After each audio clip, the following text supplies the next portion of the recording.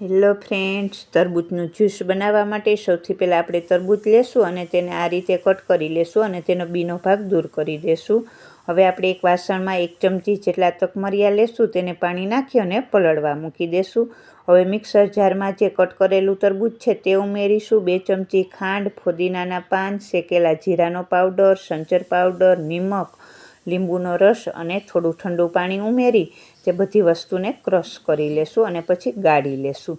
હવે આપણે તેને સર્વ કરીશું. તો ગ્લાસમાં પહેલાં તકમરિયા ઉમેરીશું, બરફના ટુકડા અને તરબૂચના ઝીણા કટ કરેલા ટુકડા અને જે તરબૂચનું જ્યુસ બનાવેલું છે તે ઉમેરીશું અને ઉપરથી ફુદીનાના પાનથી તેને ગાર્નિશ કરીશું. તો તૈયાર થઈ ગયું છે મસ્ત મજાનું, ગરમીમાં પીવાની મજા પડી જાય ને તેવું તરબૂચનું જ્યુસ.